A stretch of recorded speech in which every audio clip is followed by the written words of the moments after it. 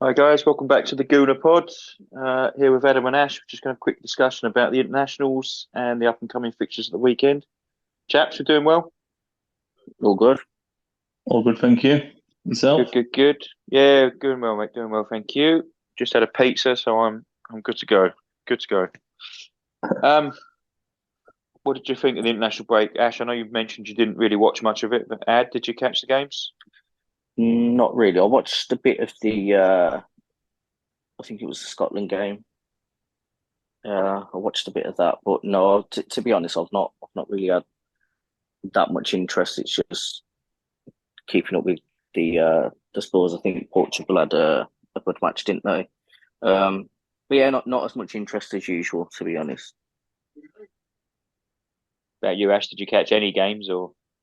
No, I've seen bits of the Scotland match. But like Adam, to be honest, I didn't really have much interest. Been busy, to be honest. Yeah, And go on, mate. Sorry. no, I was carry on. Well, I completely missed the Ukraine game, which probably sounds like a good thing because we played quite poorly. But I did enjoy the Scotland match. To be fair, it's Mm. um it's a proper rivalry. You see It's the always way good that they, games. And yeah, the way they booed the anthem and um the way we celebrate their goals and things like that. It was a proper good atmosphere by the sounds of it, and Mm. I thought England played really well. To be fair, England have got some fantastic footballers these days, and they did play really well. They turned up on the night and did a good job. So. I won't dive into the football too much because I don't think we really care about it that much. You two are probably a bit like me that you watch the internationals through your fingertips almost, like fearing an injury to one of your players when they come Yeah, back to club football. And it looks like Arsenal come through unscathed. I don't know about Man United, just Ash. about. Just yeah, I about, don't yeah. think Man U had many players even playing. To be fair, didn't they? With No, well, all Sancho banned, disappearing off the face of the earth, and all banned, didn't they? yeah, it's uh, it's crazy, But ju- crazy world. what did you guys just before we move to the club side of it? What did you make of the Maguire fallout? Because obviously he come on as a sub against Scotland, and he, perfectly honest, was largely untroubled, used the ball quite well. I find myself delirious here, praising him a little bit, but he did score the own goal because he was out of position, Mm. um, and got absolutely rinsed by the Scotland fans every time he touched the ball. And then you had Yeah, I think Southgate's interview afterwards defending him staunchly, and I think Southgate could have just done himself a favour and not didn't need to put him on the pitch against Scotland. It took him out the no, firing I line, agree. and he killed him a bit there. But he's had his mum come out in public and defend him, and it's for me, Yeah. it's just got a little bit silly now. I think it's We silly on all, both parts, isn't it? yeah, I think it's because anything Maguire does now is in the limelight, whether it's good, bad, or not. People can't wait to to put him down.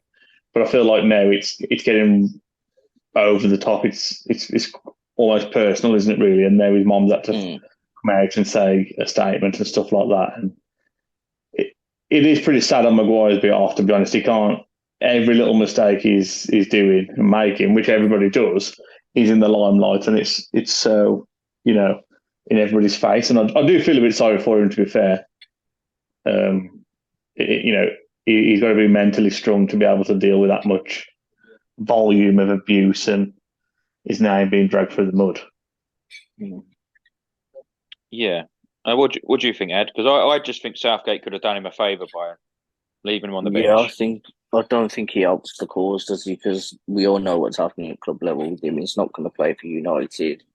Um, he's not the level that he needs to be. He's not the greatest defender that's out there. But I agree with you. I think there was after obviously what happened with us and him coming on and obviously not having a great end to the game. I mean, really, the own goal, it didn't matter. It didn't matter, obviously, the Ramsdale's clean sheet, but it didn't matter for the result. And it's like, it could have been anybody stood there, and if, just for example, if that had been Bellingham stood there, even though he'd been completely out of position, but if he'd have been stood there and it went in, nobody'd say anything about it. It's like when Saliba scored the own goal. against Leicester, obviously the fans got behind him. It's like it's part of football.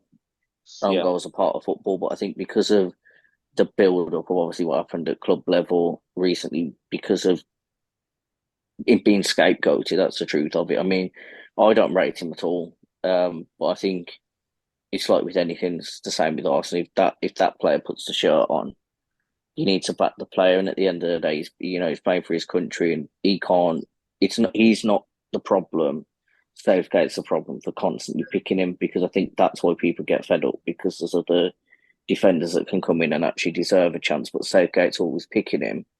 And I think the frustration is showing to him rather than Southgate. And obviously he's been scapegoated for it, but for his mom to be coming out and sticking up for him, and it just reminds me a little bit of Dele Alli, how everybody got on his back, not really knowing what he was going through, and then when he did that interview with Neville, he kind of opened your eyes to what the yes, we pay money to watch these people perform, but at the end of the day, he's still a person. He's still got a family. He's still got to breed all the things that are being put out there about him. And I mean, I just don't think it's acceptable. Really, he's still a person. He doesn't really deserve it. And I think, like you say, Southgate could have really, made a decision to not really put him in that position against such a lot of fierce opposition. Let's say with the fans, because there is that rivalry there. But yeah, it's all getting a bit out of hand now, I think. yeah. I mean, I think Southgate. I mean, especially what is there 6 games? I think Man United play from now until the next international break, and I don't see Maguire starting any of them as long as Lindelof and Martinez are fit, which they both are, I believe. Yeah.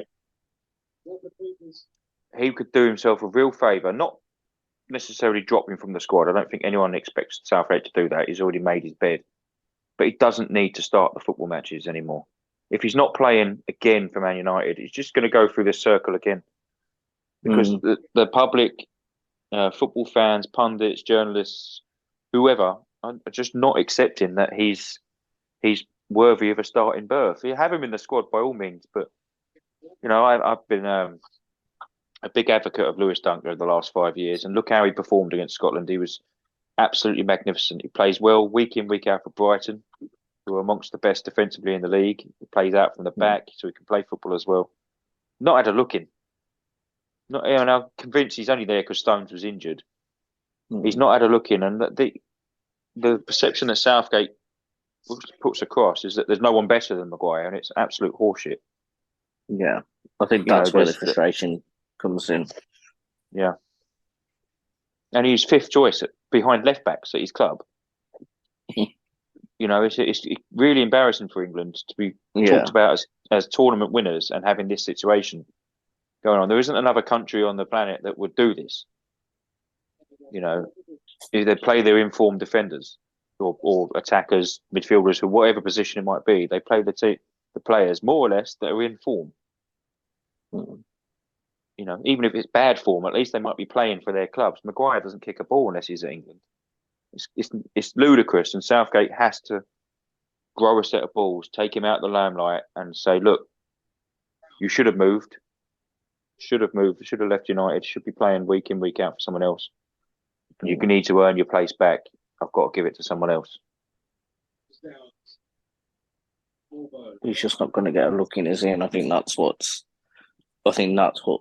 is irritating people. If he was playing for United and he was consistent, then maybe they'd accept him in the England squad. And I know before,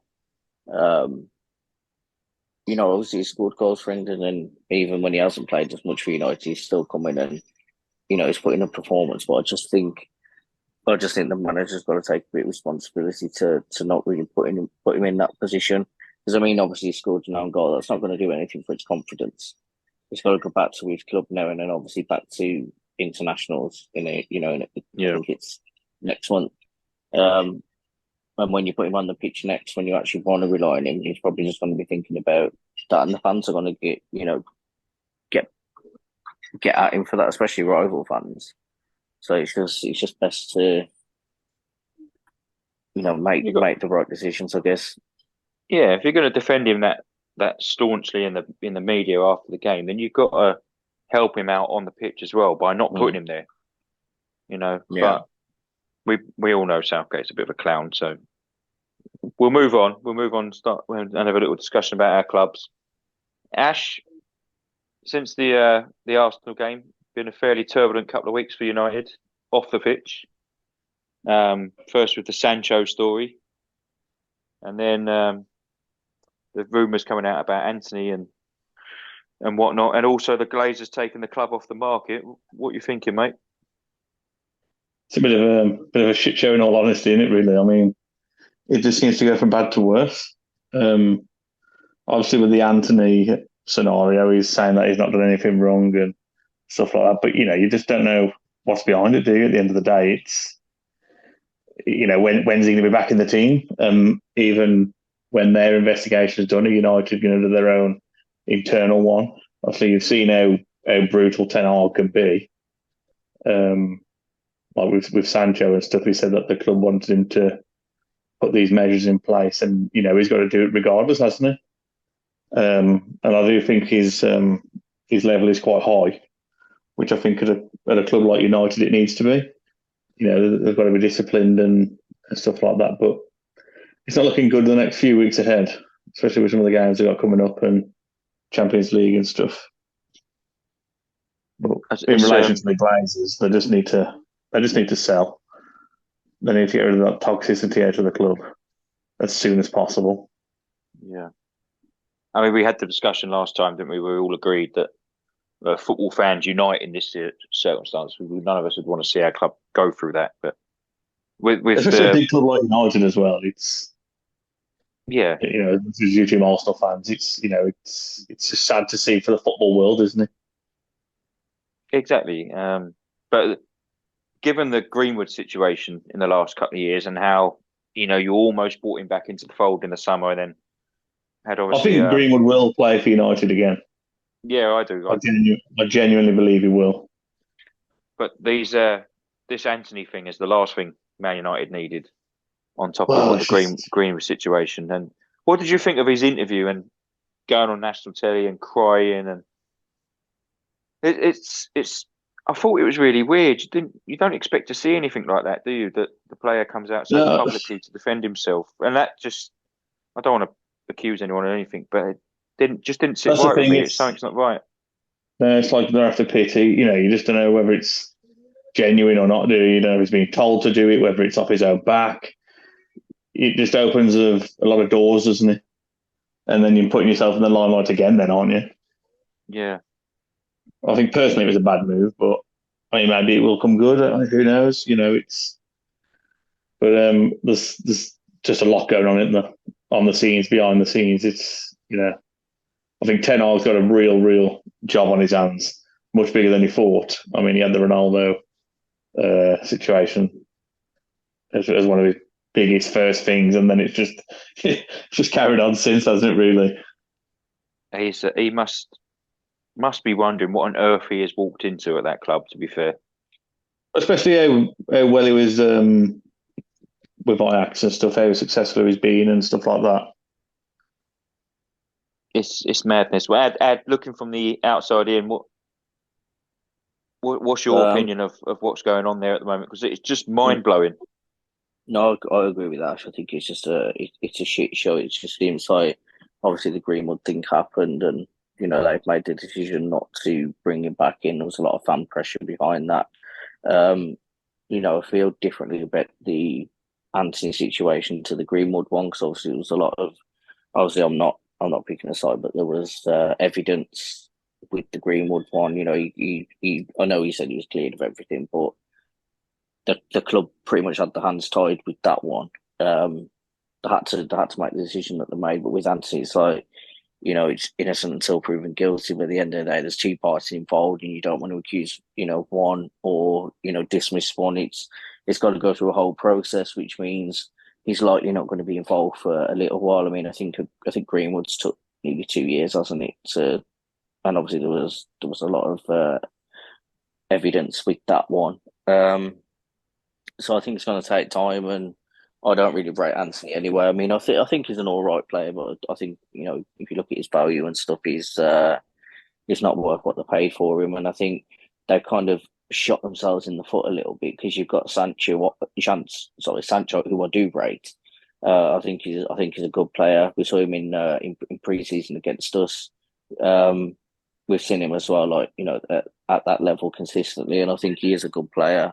I know he went away and he went on that fitness camp and he come back and he looked good. He looked ready and fresh.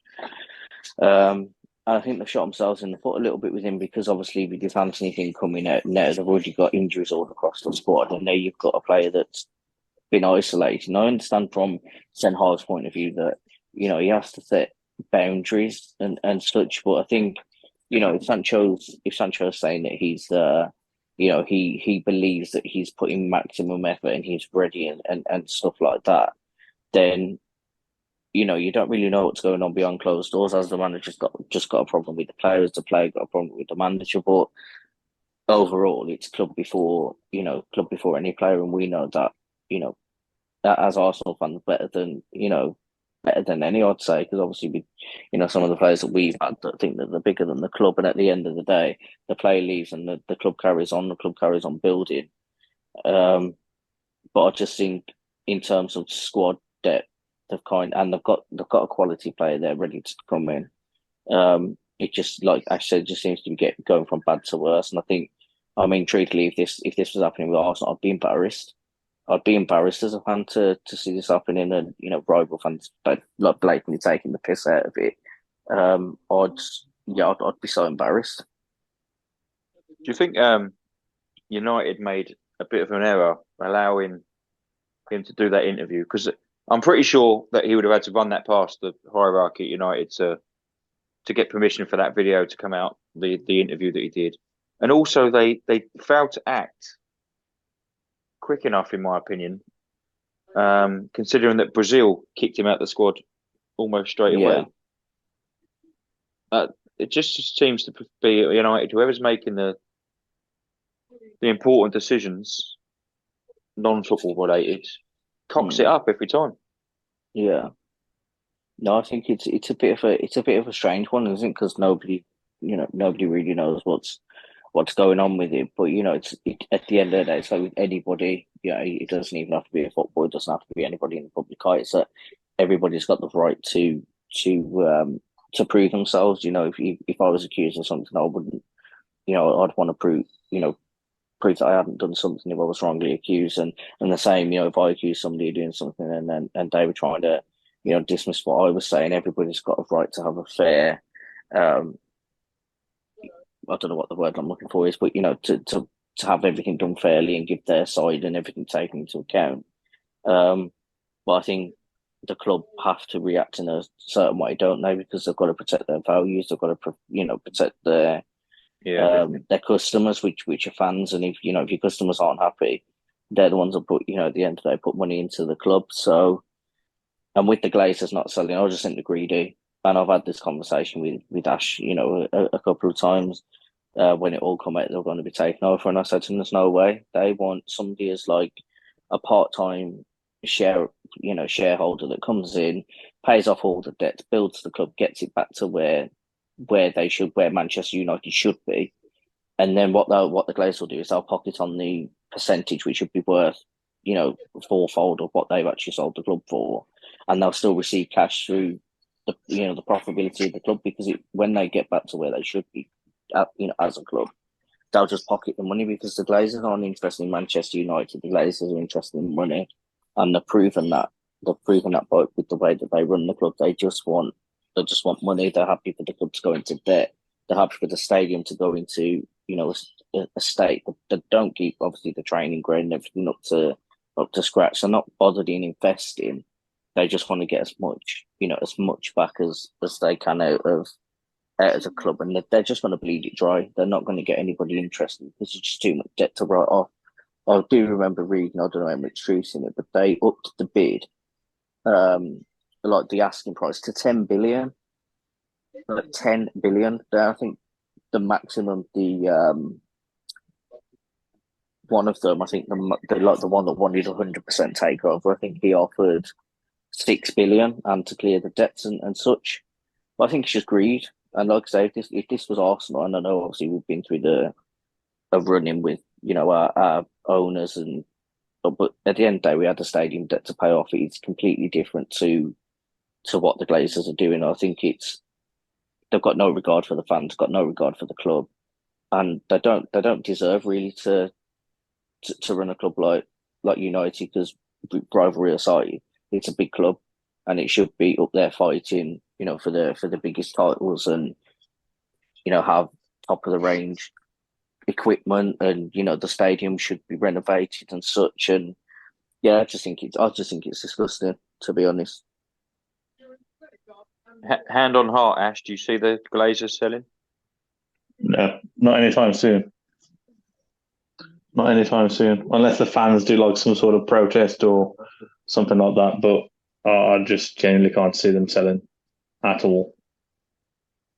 Are they the actual issue though? Because, and I might be being ignorant here, and I don't think they run the club well, and it's a tragedy what they've done, let Old Trafford turn into. And I hear stories about the training ground being run down and not having work done to it in the last couple of decades and things like that. But you do spend money, and you No, do they spend definitely as spend much money. money as the teams around you, but you just spend it poorly. Now, is that their fault, or is that the people that they employ to do the job I, for them? I think it's I think it's a bit of everything, to be honest. Like when people talk about going back on the Anthony situation about him being 80 million, I think I think Ten Hag was the reasoning behind that, because obviously he wanted to bring Anthony. He'd been playing with him at Ajax. Ajax knew exactly that that's what they wanted, because he wanted Anthony. And I think that's the problem you get, like we say, when players have their favourites and then used to playing with them. It then obviously increases it, like with Rice when City put their offer in. They had no interest in signing him. They just wanted Arsenal to pay more money, basically, didn't they? Yeah. And No, I think they did have an interest. I do think City had an interest, but well, I don't know. I think I I, genuinely don't think they did. I think they just wanted to see how much Arsenal would sweat it out. And you see it more and more in football now, things like that. People are just trying to, outdraw the teams and stuff like that. I I mean, think Chelsea he signed actually had everybody as well. discussions. I think Rice actually had discussions with City, didn't he? But he told them. I mean, he's done an interview recently of why he chose Arsenal. And the offer was there, and I do think City were genuine with it, but I think they weren't willing to pay, and they did it with another player. I can't remember who the player was, but they put the bid in, and another club come in. Cucurella, I wasn't think it was, yeah, it was, and they had a maximum they were willing to spend, and the way that I don't City see looked at it was like, Rice. well, huh? I didn't even see Rice being in their team, to be honest, when they got Rodri. I Yeah, don't but think they need another he- midfielder like that. I mean, Rodri is so consistent and he very rarely gets injured. I mean, he is the perfect all-round player you want in the team, isn't he? hmm. No, well, I think the interest obviously was there. I mean, they've got Phillips as well. I mean, they bought him for however much, and obviously they still had the same players and they still bought him in. But I think the interest was there because at the end of the day, if you've got players like Bellingham, you've got players like Bryce, you've got players like Casado on the market. Of course, you're going to go in and get them like when you can. But I don't think City come in with a bid to for Arsenal to pay more because obviously we already had the money, and ultimately it fell to the player to make the decision. I think Arsenal were quite aggressive in that situation. So actually, I think me and Paul had a pod about it, and we were actually quite impressed with how aggressive Arsenal were. They didn't back down. They didn't say, "Oh, well, City have come in." And I think a lot of rival fans expected City to come in and thought, "Well, Arsenal haven't got the money," and Arsenal had the money because obviously they run the cup properly. So I think actually they tapped him up since January, hadn't they? They'd already gone in when they went for Casado. They left Casado and then they tapped Rice up in January, ready for the summer. So he'd already made his decision by the time, the bids come in anyway. So, but yeah, that's another story. So Man United at home to Brighton tomorrow. Are you confident? Nope. I do. I feel Mitoma's going to rip United apart. You just never I, know. United, I mean, you just never know what team's going to turn up. I mean, against Arsenal, they played really, really well, and then other games like against Wolves, they was awful. They deserved nothing out of the game, and they scraped the win. But I feel like with all these things going in the background, it's going to have a massive knock-on effect on the players out on the pitch. Mm. Um, like on the Maguire, no matter how mentally strong you are, it's still going to affect yourself and players around you and the club as a whole, which I feel like has a big impact, then on the pitch, doesn't it? Mm. But I don't feel confident against Brighton at all, especially the way they've been playing. I think even Ferguson's injured, though, I believe, isn't he? yes. Um, yes, he is. So I guess that but they did buy a striker, didn't they, in the summer? Another one. Yeah, So, they got and Welbeck that's as well, haven't Welbeck. And to be fair, Welbeck does all right for him when he tends to play. Mm. So it's a tough game. I mean, we've got a terrible home record against Brighton, but I know did they beat you last year or was it the year before at Old Trafford? they? Yeah, They're year genuinely good before, wasn't it? travellers, yeah, against the top sides, and they play expansive football, don't they? It's a hard game, first game back off the international break. I Really mean, hard game. Deserves done wonders for the club. He genuinely has. He's turned them right round. So, who are you expecting to play for Anthony then? I think he'll play Garnacho. There's there's no Right. other choices, really. What about Palestri? Because I hear your fans go on about Palestri a lot, and I've never seen him play, so it's hard to pass No, judgment on him. he's a good young player. I just feel like Garnacho's got that little bit more experience of playing more regular football. Pellicer played a lot of football in the pre-season, but I feel like Garnacho's got so much more to give, and I do feel he'll be a brilliant player. Mm. And I So feel like now this is the perfect time. Yes, it's unfortunate with Sancho and Anthony, but he's got to snatch it with both hands, hasn't he? if you'd asked me, and probably Adam and most other people from the outside looking in, he should have replaced Anthony in the side a long time ago. Yeah. But Anthony's sort of got that grace, hasn't he, from Ten Hag, being his signing and an expensive one at that. But Garnacho seems to have so much more about him than Anthony. Well, look Although, how well he albeit, took his goal against Arsenal. yes, Mm. He had that one chance and took it straight away. I mean, yeah, it was unfortunate about the decision, which was millimeters, but he's young. He's got that desire, and I think with Anthony, I think he's got the potential. But I find to watch Anthony is so frustrating. I do feel like he has got the ability and stuff like that, but it's really frustrating. You seem to you want him to take somebody on, but then he stops and starts doing these rollovers and step overs and stuff like that. It's frustrating to watch. yeah, I it think definitely. I he's mean, not for us, it isn't. But I think with Anthony, he's kind of got to get out of jail free card with Ten Hag all the time. So it's like everybody else on the pitch has got to be top level because if they're not, they'll be replaced. I mean, obviously, I know they haven't really got the squad depth to do that, but he's obviously got a standard. Ten Hag's obviously got a standard. He's obviously, he's not had the success he's had without, managing his players properly. But I think with Anthony, it's like teacher's pet in a way. Is that like nothing? He can't do anything wrong because Ten Hag's brought him in as the big signing, and he has to, whatever at like, all costs, he has to come good. He has to come good so that Ten Hag hasn't got egg on his face. And I think does that impact Anthony a little bit? Is that he knows he can get away with it, that he doesn't have to reach this level straight away, whereas other players they have to reach that level straight away. But I do like the lad Garnacho. I think I know he scored a couple of goals, a couple of crucial goals, and like Ash said, he took his chance against us well, and even though it was offside, it was still he took it well under pressure in a big game as well. So I think it'd be good for him to get minutes and get confidence, but I think it's still it's a lot for him as well as a young player, isn't it, to take on that responsibility as such as somebody's come out the squad and he's got to come in, he's gonna have that added expectation.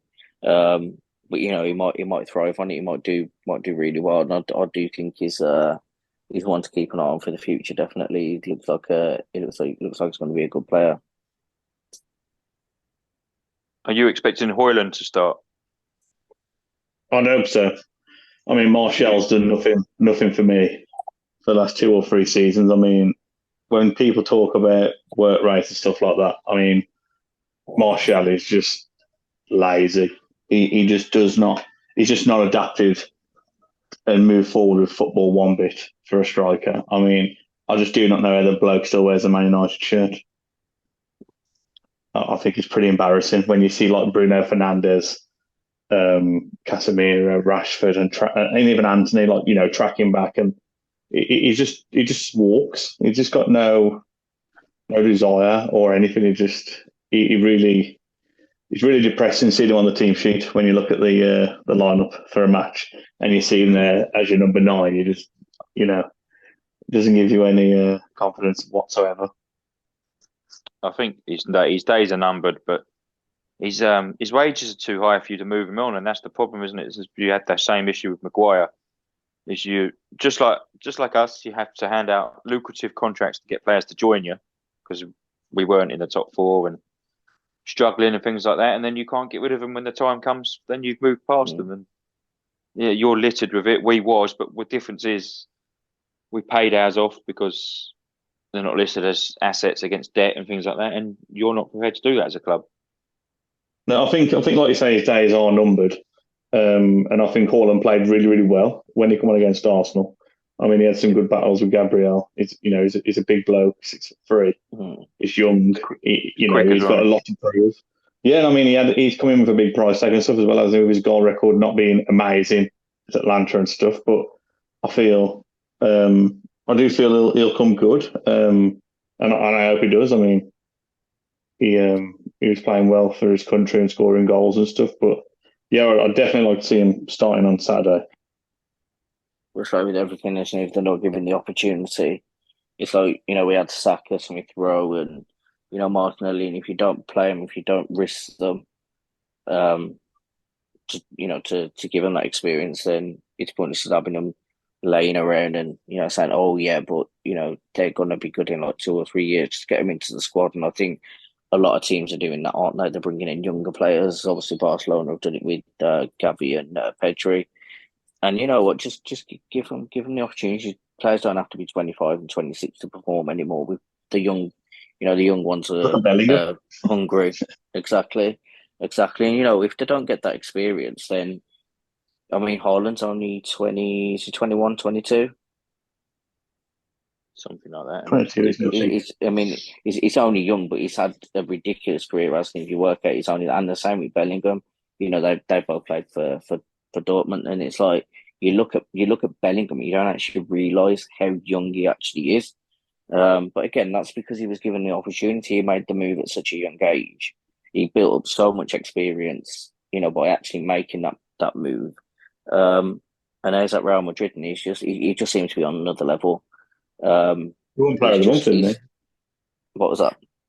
He won Player of the Month, didn't he? And his I, brother with I Stoke. believe so. Yeah, I think he's First only the Englishman. second. Yeah, yeah, yeah. That's it to win that, and it's like he's gone there and it's just hit the ground running. And obviously Brown Madrid is a massive club to do that with the competition and the stature of that club to perform at that level. It's unbelievable, but he is an unbelievable player. But again, he's been given that opportunity and that experience, and players like Hoyland, if he doesn't get the experience now, when's he going to get it? You've spent the money on him. Just give you. You're not going to get any worse than Martial. Let's be honest. And like you say, when he come on against us, he was a threat. I think he's going to have to get used to that physicality because Gabby is a big bloke, and so is Hoyland. He's quite tall, but I mean in terms of he's quite hefty, isn't he, Gabriel? So he's going to have to get used to the physicality. And if you don't give him the opportunity, they're not going to get the experience, and it's just a waste of money, then, isn't it? So the best thing to do is just throw him in at the deep end, just let him get used to it. Let him make the mistakes early on now and build up to a player to for the future while he's gaining that experience. I think. I mean, It I'd was like just to have seen him start against Arsenal, to be honest. Mm. I think he, I think he'd have done well. And like Paul said, he's got the pace and stuff. But I think when people sign players with that big price tag, they expect them to, you know, hit the ground running straight away, and that just doesn't happen, does it? There's Yeah, like I language mean, and stuff like that. I mean, in Everything's got to be taken into account, hasn't it? yeah, I mean, in Ten Hag's defense, there, I think knowing that fixture and knowing like the rivalry and the demand and stuff, I think he actually probably brought him on at the right time because if he'd, I think he had an injury as well. So if he'd have brought him on earlier and the game had been quite aggressive, as most of us expected it to be, um, there's no saying he wouldn't have got an injury or wouldn't have got knocked about. Because obviously it's the physicality of the game, of the fixture of the Premier League as well that he needs to adapt The to. risk you're So I taking, it. think, yeah, but I guess it's a big game as well. He'd probably be better starting in I wouldn't even say. I think Brighton's a good game because it's going to be end to end, and he'll get his chances. But I think you wouldn't throw him into a derby. You wouldn't throw him into a big game like that because he needs to adapt to that. He needs to understand what that means as a player as well, and the atmosphere and stuff. You need to get used to that, and you don't want too much too soon. So I think just as like Ten Hag's defence, I think he brought him on at the right time when you've seen how the game was going, got a feel for the atmosphere and stuff like that. Um, but no, I think he's one to watch. I've not really seen too much of him. I know his goal record's not that great, but I think I mean you look at Gabby, Ajay Jesus, and he's like he doesn't always score, but he's a problem. And I think with Hoyland's height and his pace, he might not score many goals, but I think he's probably going to be that kind of player that is a problem. That's the kind of feeling that I get about him as a player. But I'd have to watch him more closely, really, to make an opinion, like to have an opinion on him. So what's the score prediction, gents, before we move on to the Arsenal game? 2-1 on Man U. Um, they're at home, aren't they? They're at Old Trafford. Yeah, they're at Yes. Old Trafford. Um, I'm going to say 2-2. Yes, I think a draw as well, but I'm going to go with 1-1, Mm. which under the current circumstances for United, it's not the worst result in the world, Yeah. given how well Brighton are playing as well.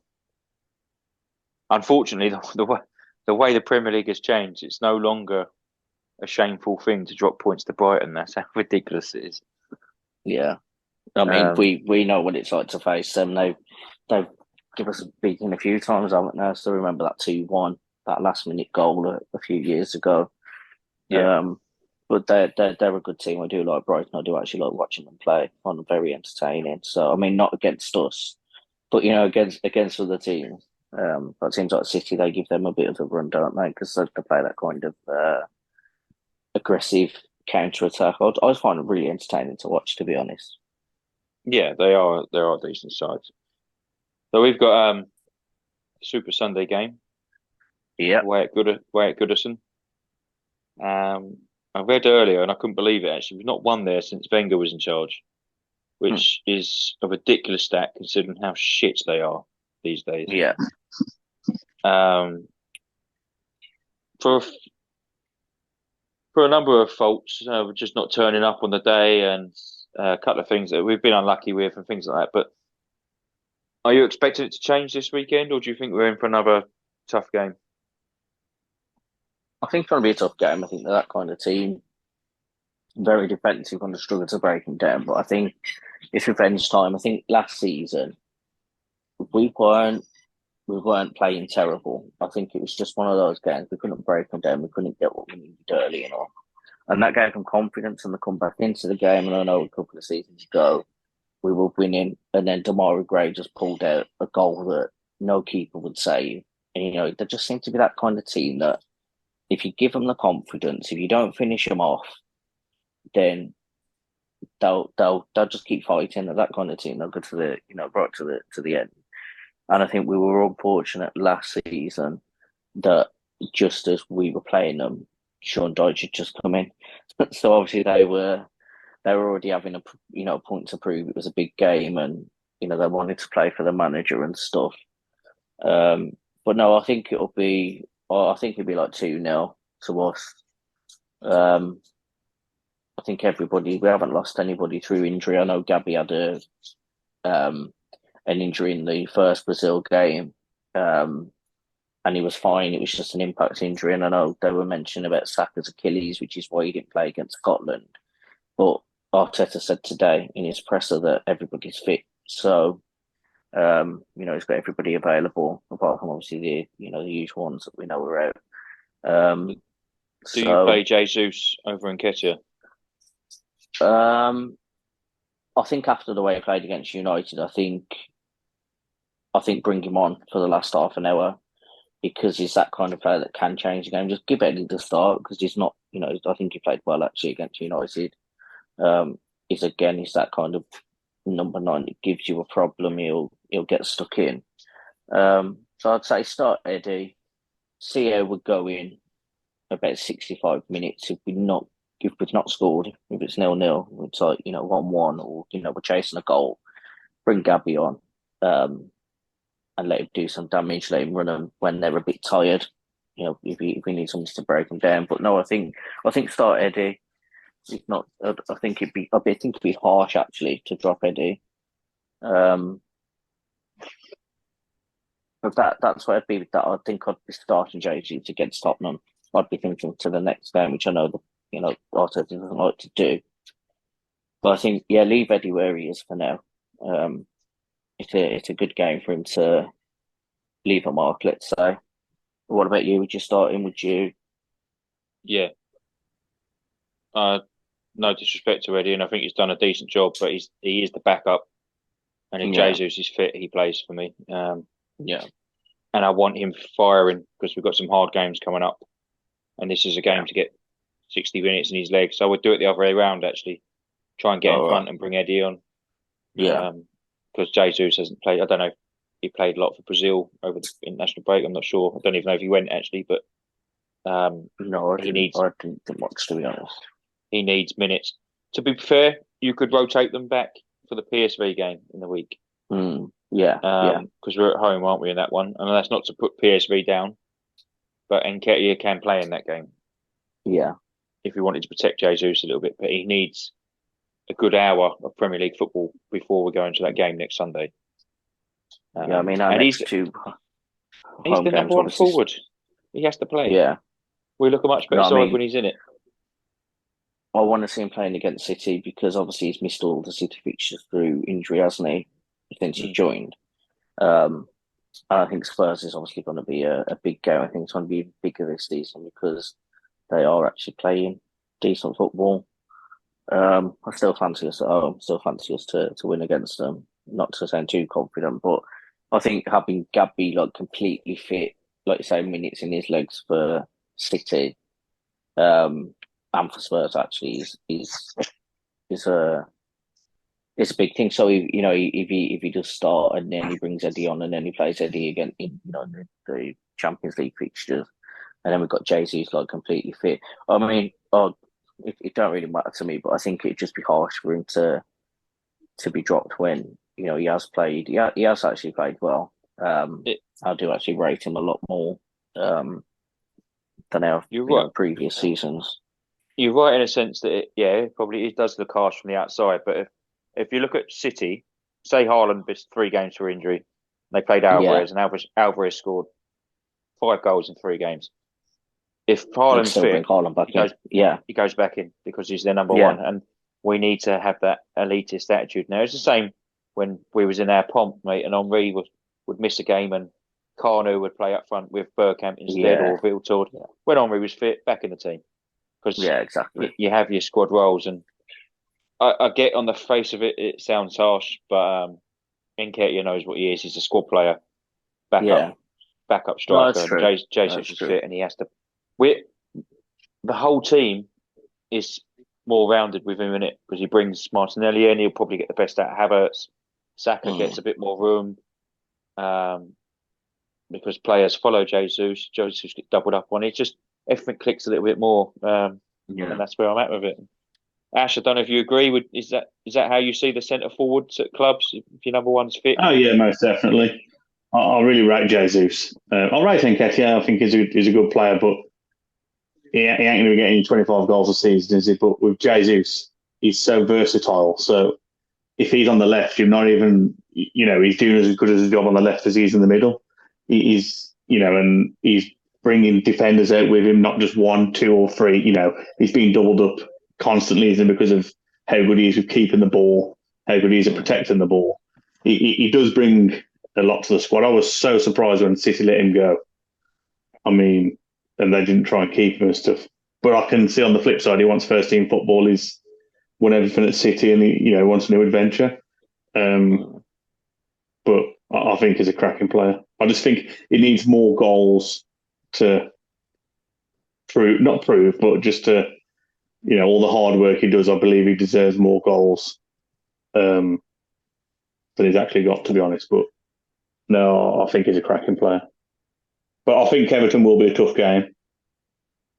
I think Calvert-Lewin's back as well, isn't he? And they are quite a physical team in Everton.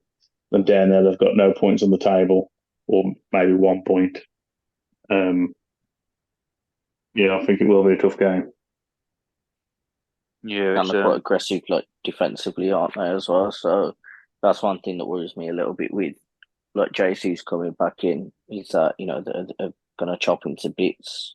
I think Jesus will be good at drawing like Tarkowski and stuff out there. Yeah, After Martinelli to run down the line. Whereas I don't think Nketiah brings that versatility like Jesus does.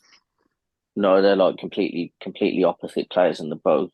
I think obviously Jesus is at a higher level than Eddie at the moment, but I think they're both good players, and in their own rights, because they're both so different. They both bring something different. But yeah, I mean, as I was saying earlier, Jesus is that kind of problem player because you put him in his position and he drifts out, and like Paul said, he drags the others in. He makes the others around him better, and I think Odegaard's a little bit like that as well. He makes the players around him better because of the way that he plays. But yeah, he's definitely that problem player, and it doesn't matter if he's on the wing, it doesn't matter if he's going through the middle. He's a problem. You can't really contain him because he's got that pace, he's got that quality. Obviously, he's very versatile as well. I think he was crucial last season, wasn't we? I don't know how we got through the 3 months without him, but we did. But yeah, I want to see him back and I want to see him scoring because I think it's great for his confidence, isn't it? Yeah, he's so crucial to us in every sense. We are a much better side when he's in it, and I'm more than happy to see him back in the side. I think we should probably touch on Everton because I think they got a buyout agreed today, if I'm right in saying. Yeah, I think the other members, isn't it, that bought out. They bought the rest of the stakes. I'm not sure. Sorry. Not sure that's going to come in time to save them this season. I've got them to go down. I've tipped them to go down. They're another example of a club that you just feel sorry for their fans. They should be nowhere near the bottom, nowhere near a club of their size. I think they're the only other team that haven't been relegated, aren't they? Yes, I think you're right. Yeah. I think it's just. I don't think they'll go down. I think there's worse teams than Everton that will go down. I mean, I know they was lucky the last couple of seasons, weren't they? But I do feel under Dyche, I do feel like they will stay up. I mean, I might be wrong, but I feel there's weaker teams. It will be tight, yeah. Oh, definitely. It's so competitive now, isn't the league, and demanding it's massive. I think keeping Calvert-Lewin is a massive thing for him. I do genuinely believe they need him. I rate him as well. I do like him. I think if he wasn't so injury prone, he'd be at a bigger team. No disrespect to Everton, I think they'd struggle to keep him. Well, I think we were linked with him at one point, weren't we, Paul? We were linked with him in a January window, I remember. And then I think just before he got injured, didn't he? Just before the I think it was just before the January, but it's in December, I think. And he was on fire, and we were linked with him, and I'd have welcomed him. And then he got injured, and it all kind of went to nothing. I won't be welcoming centre forwards that dress in skirts and wear handbags in front of magazines, mate. Not at my club. I think that was all after. Yeah, look, he's when he plays, they're a much better side, and he is a decent player for them, and he's a bit of everything, isn't he? He run the ball in the channels. He's quite quick. He's physical. He's good in the air. The trouble is, he don't fucking play, and it's not like a freak injury, is it? He's always injured. Yeah. It's for long periods of time as well, isn't it? He comes back and then he's gone again. And I think that happened last season, didn't he? He was in and then he was gone within, I think it was 2 games. Yeah. Didn't see him again, I think, for the rest of the season.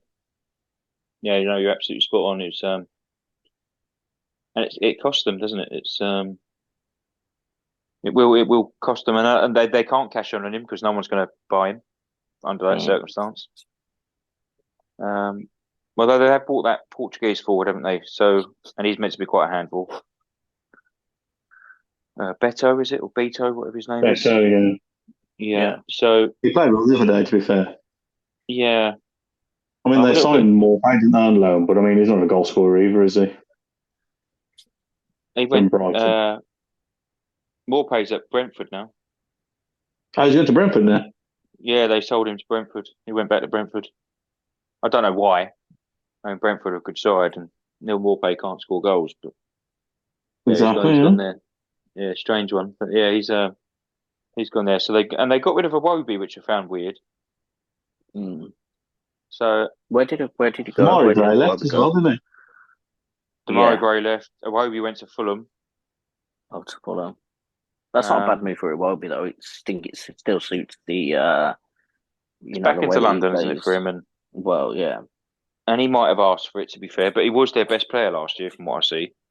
So I think if Arsenal can match Everton physically, then we win the game because we're technically superior. But they are going to be a constant threat to the box, bombard it, long balls forward, balls in the box. Be a problem.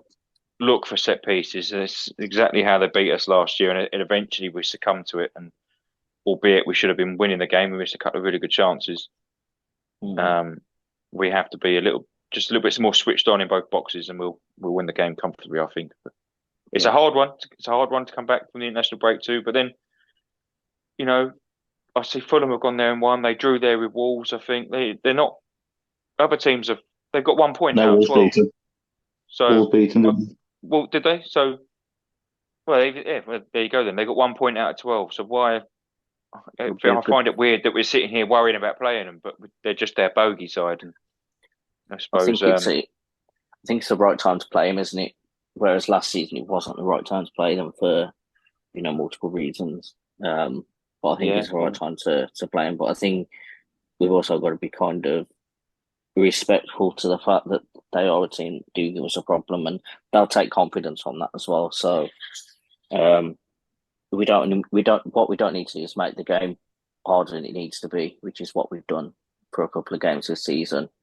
Just go out there, get the goals in early, and then just control the game from there out. And I think actually, having players like Rice and physical players like that, maybe we'll see a different approach to where we play against them, and maybe it won't be as tricky as we think it's going to be. But there's no easy game anymore, is there? No, there's no such thing as an easy fixture. Whoever you play against, even if you was to go away to Luton, it'd be tricky. You'd expect to beat them, but it's a tricky fixture because the circumstances behind it, the stadium, the fans are right on top of you and up for it, and every game's a cup final for them, isn't it, this season? So there's no easy fixture, and that the Premier League is, unless you're Man City, obviously, who just seem to walk it every year. It's a tough division to win, isn't it? It's why it's regarded the best league in the world. Yep. What were we saying then? So, Ad, you said 2-0, I think, didn't you? Yeah, I'm going to say 2-0. Ash? It's a tough one, really, isn't it? It's hard to call. I think, in all fairness to Arsenal, they hadn't even got out of like first gear yet. I mean, I know they've played well in spells, but I don't feel Arsenal have got to their full form. Which obviously Everton might be the game where they could absolutely steamroll them, and win 5-0. But I don't know what to say about the score. I'd say I've got no idea. I just genuinely don't know. At a guess, I would say 3-1 Arsenal. Yes, and that is what I was going to say as well. I think we'll concede because they'll just get one from a corner or something, but we should have enough about us to be pretty comfortable on the day, I think. There's a couple It's a game that you need to be winning, isn't it? Definitely, yeah. If you're going to win the title, you've got to win it. You've got to win at Everton. I remember last year, Ad, you'll probably remember this quite well as well, that City went to Everton, and I just had a feeling that maybe Everton could do something, and they played really well for half hour, 35 minutes. Should have took the lead. And then Gundogan scored that flick. Yes. And then I remember. A minute later, it was 2-0, and you think, oh, fucking hell, that's it then. Title's over. And then we lost 3-0 at home to Brighton. Yeah. A couple of hours later. And it was a real turning point in my mind last season, actually, that day. That as soon as Man City flicked the switch and did that, it was like, oh, okay, that's what you need to do to win the league. And it is games like this you have to win. You've got to grind out the result, haven't you? Yeah, exactly. As potential banana skin for Man City away at West Ham. What do we think? I'm going with a 1-1 on that one. I'm probably following my heart over my head, but I just think West Ham started really well, and they could cause City some problems, especially at home.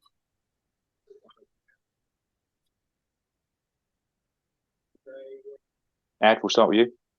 I want to say 2-2 because I think with that new midfield that West Ham have got, it's at West Ham as well, isn't it? Yeah, West Ham.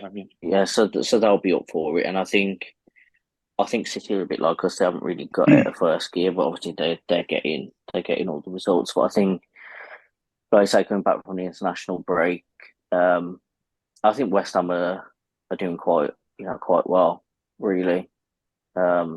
With the obviously losing Rice and bringing in what they've got in. So yeah, I'm going to say 2-2. I think it'll be a really, really good game. About you, Ash? I'd say 4-1 City. I just can't see. I just genuinely can't see. I mean, if West Ham play like they did against Luton, City will absolutely steamroll them. I don't know if you watched the game, but I mean, Luton should have had a penalty at the very end. They didn't score until in injury. I think it was like 94 minutes. I think Luton scored their goal. They lost 2-1 in the Luton, and then I think at about 97 or 98 minutes there should have been a penalty from a Ward-Prowse handball off a corner. I know they beat Chelsea, didn't they, and Brighton, which was two brilliant results. But I just do you think they've flattered themselves so far? No, I think that they've played well in them two games. But I think yes, last season they won a European trophy, but are they going to be able to play well consistently? I don't think so.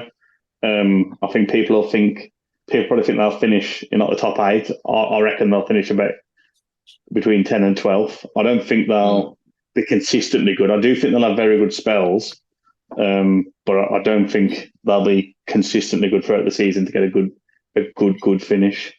But yeah, I think City will steamroll them tomorrow. I think 4-1. That's fair enough. Next one, Wolves beat Liverpool. Is it the Wolves or it's at Wolves, isn't it? It's at Wolves, yeah. Yeah. Go on, Ash. I think it's the same again with Wolves. I mean, you see how they played against United. They played really, really well, but you just never know what team's going to turn up. And the only thing with Wolves is just the lack of goals at the moment. That's the biggest worrying part. And with Liverpool, they've got goals all over, haven't they? They have, yeah. Um, Especially with keeping Salah as well. well, yeah, that's what I mean. And then Nunes came on and scored the 2 goals, didn't he? Yeah. I'd be happy with a draw. I'd be happy if Wolves got anything out of the game, to be honest. But and I mean, Wolves always played well against Liverpool, to be honest. In recent games and stuff, but the way Liverpool have started, I definitely think they'll win. It's just the lack of goals from Wolves. I mean, they've only won one game, and that was against Everton 1-0. What'd you say is your score, sorry? I'd say the score, I'd say 3-1 Liverpool. 3-1. Yeah. Ed? Yeah, I'm going to go 2-1 to Liverpool. But I wouldn't be surprised if Wolves give them a really tough game because I think Wolves, especially at home, Wolves they're quite all right defensively. I know sometimes they get steamrolled, but I mean we've been to Molineux a few times and we've had to obviously I think last away was 2-0. I think the one before that was 1-0. But it's just like I said, it's just that lack of goals. But I don't know. I think if they can take an early chance, if they can kind of get Liverpool on the counter and take it by surprise, I don't think they'll see it out. But I think the maximum they could probably get is a draw. But I wouldn't be surprised if they cause a bit of an upset early on. But then again, Liverpool are obviously coming off a big result against Newcastle where they turned it round. You just don't know how it's going to go. But I'll go 2-1 Liverpool. But I think again that will be a good game. It's the early kickoff as well, isn't it? So early kickoffs can be quite iffy, can't they? Some shock results can happen in the early kickoff. So yeah, we'll see. I'm going with 3-0 Liverpool. I think it'll be really easy for them, to be honest. I think you both alluded to it, the lack of goals from Wolves, and Liverpool have started well and have got good firepower, so I see it being quite comfortable for Liverpool. This was an interesting one. I think Brighton have started quite well. Newcastle had a really poor start to the season. So Newcastle, Brighton, Brentford. Sorry, what was I saying? Brentford. Yeah. Brentford. Yeah, Brentford have had an okay start to the season, but probably would have thought they could do a bit better. Is it Brentford? Newcastle. Newcastle. Yeah. Me and Ad spoke about this before about Newcastle, didn't we? And I said before the season, I had a feeling that they'd drop off. I know it's only 4 games in and it's easy to say, but I just feel that they really, no disrespect to the fans or the club or Eddie Howe, I feel like they overachieved a lot last season. And I think to replicate that would be really tough, especially with the signings that teams random. Yeah. Within the top 8 have made. Like you look at Villa, teams like that, I do feel it's going to be a lot harder. I don't know. I just think they're better at home, aren't they?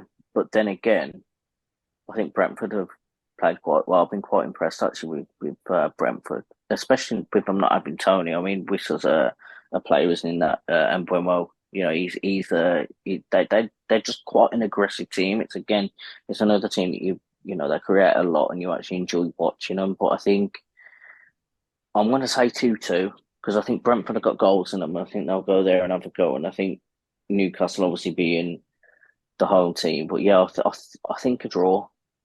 But it could go either way. Newcastle could absolutely obliterate them, couldn't they? But no, I'm gonna go 2-2. Cool. What about you, Ash? Sorry, did you say yours? No, I didn't say this. I reckon a draw as well. I mean, Brentford have played well, but they've only won 1 game. And obviously, Newcastle beat Villa, didn't they? The first game of the season, was it 4-1 or 5-1? Yeah, something like that. Yeah, it was quite a big result. I do think it will be a good game, but I'd say a 1-1 draw. Yeah, I think it will be a draw. Okay, well, I'm going 2-0 Newcastle. I think they'll get themselves up and running this time. They The can't lack turn of west anymore, can they? That's what it is. no, that's true. And they have had a tough start to the season as well. They've had Liverpool, City, Villa. I know they smashed Villa, and who did they lose to last week? Brighton won it. I think they have had an exceedingly hard start to the season as well. To be fair to them. But last one, so we're just going to predict 6 results. Tottenham v Sheffield United. 3-0 Tottenham. 3-0 Tottenham. Is it at theirs? That's Spurs, yeah. I'd say 4-0. Yeah, I've gone with 4 as well. I think don't like talking about them, but obviously they've got Madison and Ange as the joint manager player of the month. Awards have had a decent start to the season, albeit they're at the cup already. They just look a different side, don't they, this season? Yeah. Not that I know they beat United at home, and you read into that what you like, but the other fixtures have been fairly kind to them. Bournemouth and Burnley, and even Brentford without Tony and David Raya is a different proposition to last year. Yeah. Well, let's face it, we all think they've got a straightforward game tomorrow, and then they play us next week. It'll be it's a massive barometer for both teams actually, because we're in a little bit of transition. Yeah, but they've done well so far. They're more pleasing to watch side. I watched them a couple of times this season, Tottenham, and they're a lot better to watch than they have been. Although it wasn't hard. I think they could surprise a few this year and be up a lot higher than what people first thought. I think they've got like a confidence about them, haven't they? Obviously, bringing in new players to look a bit refreshed, and obviously and I think, like we said this before, obviously we used to be the kind of team that relied on one player, and I think them relying too much on Harry Kane, obviously they can't do that anymore. I think actually having more, squad play, let's say, more, relying on other players and them kind of, not having Harry just as the main one and having other players kind of, to say, grow into the role. They seem to play a lot more fluid, a lot more confidence with the way that they actually play. I think it'll be an easy win for them, but I think the real challenge is obviously when they play us, and we'll come to that game. Yeah, we'll do a preview in the week for next weekend. But it'd be interesting to see what happens. So we've got six results there, guys. I'll score it up over the weekend, see who wins this week. 3 points for a win, 1 for a draw. 3 points you get the correct score. 1 point you get the correct result. Yeah. And obviously no points if you don't get anywhere near it. Yeah. And there's not a lot of the same there, so it should be quite interesting that. Yeah. Mm. And that brings us to the end, unless any of you've got anything you want to add? No, not from me. Nothing from me. There we go then. Thank you very much.